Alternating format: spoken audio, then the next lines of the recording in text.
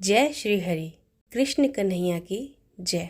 हमारे शास्त्रों में श्रीमद् भगवत गीता का बहुत महत्व है। कहते हैं गीता का पाठ करने से हमारे जीवन में आने वाली कई सारी परेशानियों का हमें समाधान मिलता है। तो आइए आज से हम शुरू करते हैं श्रीमद् भगवत गीता। ओम श्री परमात्मने नमः।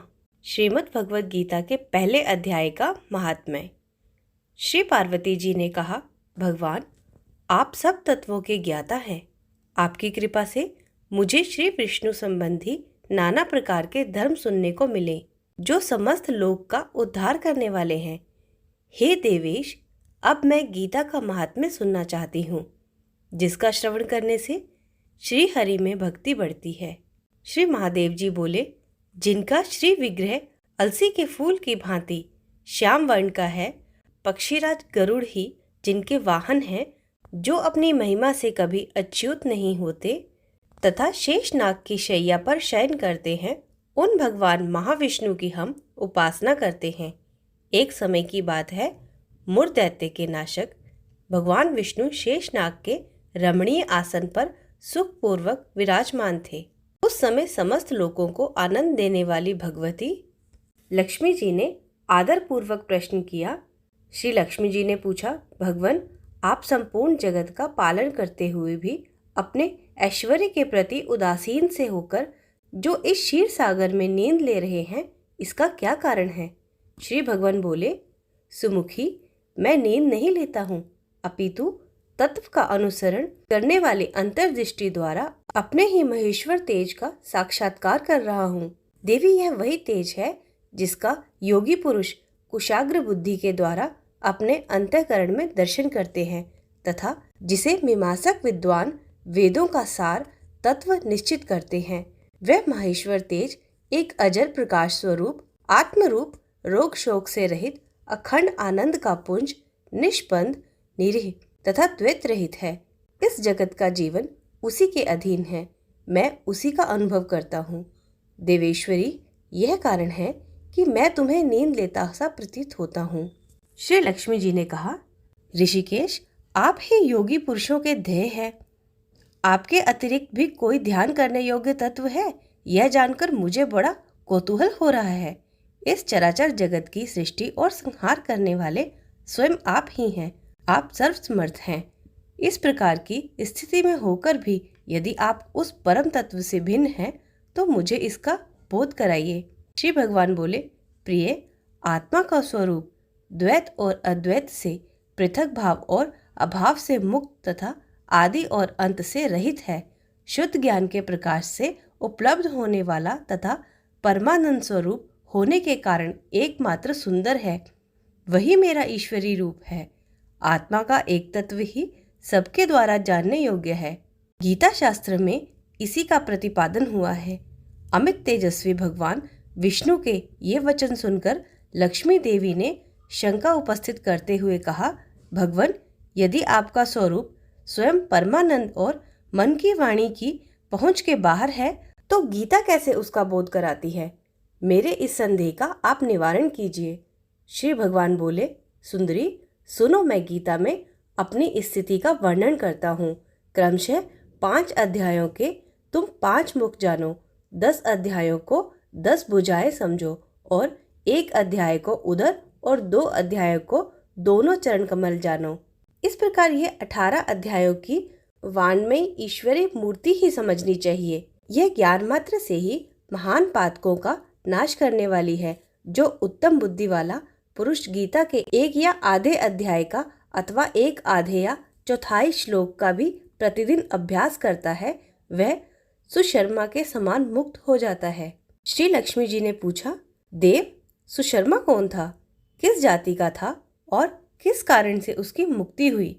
श्री भगवान बोले, प्रिय, सुशर्मा बड़ी खोटी बुद्धि का मनुष्य था। पापियों का तो वह शिरोमणि ही था। उसका जन्म वैदिक ज्ञान से शून्य एवं क्रूरतापूर्ण कर्म करने वाले ब्राह्मणों के कुल में हुआ था। वह ना ध्यान करता था, ना जप, ना होम करता था, ना अतिथियों का सत्कार। वह लंपट होने के कारण सदा विषयों के सेवन में ही आसक्त रहता था। हल जोतता और पत्ते बेचकर जीविका चलाता था। उसे मदिरा पीने का व्यसन था।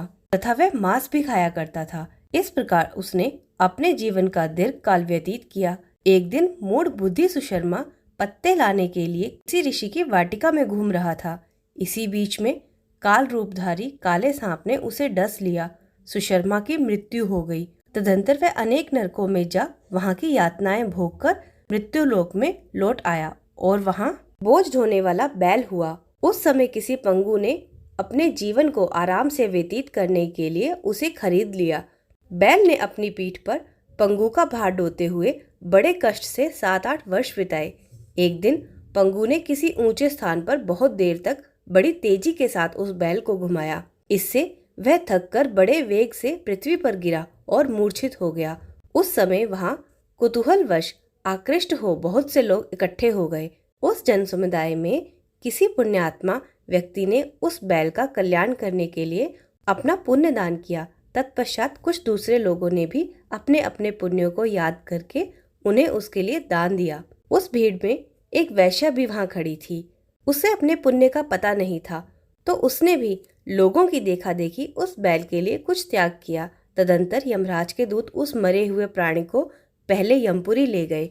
वहां ये विचार कर कि वह वैश्या के दिए हुए पुण्य से पुण्यवान हो गया है, उसे छोड़ दिया गया।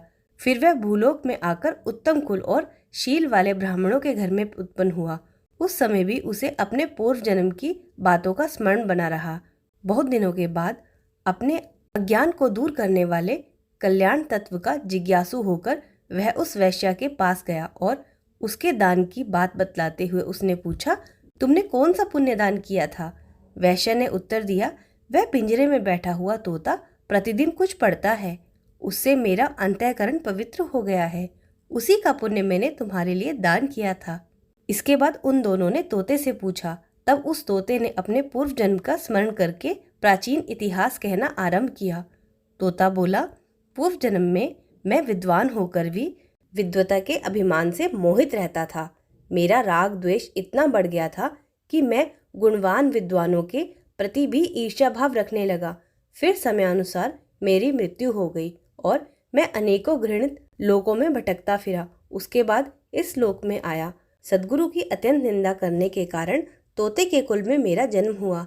पापी होने के कारण छोटी अवस्था में ही मेरे माता पिता से वियोग हो गया। एक दिन मैं ग्रीष्म ऋतु में तपे हुए मार्ग पर पड़ा था।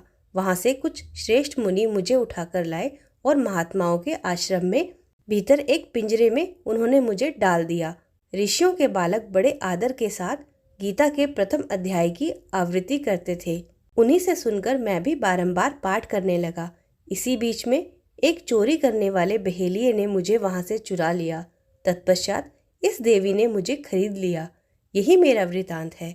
इसे मैंने आप लोगों से बता दिया। पूर्व काल में मैंने इस प्रथम अध्याय का अभ्यास किया था, जिससे मैंने अपने पापों को दूर किया है। फिर उसी से इस वैश्या का भी अंतःकरण शुद्ध हुआ और उसी के पुण्य से ये द्विज श्रेष्ठ सुशर्मा भी पाप मुक्त हुए हैं। इस प्रकार परस्पर वार्तालाप और गीता के प्रथम अध्याय के महात्म्य की प्रशंसा करके वे तीनों निरंतर अपने अपने घर पर गीता का अभ्यास करने लगे। फिर ज्ञान प्राप्त करके वे मुक्त हो गए। इसलिए जो गीता के प्रथम अध्याय को पढ़ता, सुनता तथा अभ्यास करता है, उसे इस भवसागर को पार करने में कोई कठिनाई नहीं होती। बोलो विष्णु भगवान की जय। ये था गीता का पहले अध्याय का महात्म्य। कल हम गीता का पहला अध्याय पढ़ेंगे। आप मेरे साथ जुड़े रहिएगा। हम एक दिन महात्म्य पढ़ेंगे और दूसरे दिन उसका अध्याय पढ़ेंगे। बोलो विष्णु भगवान की जय। जय श्री हरि।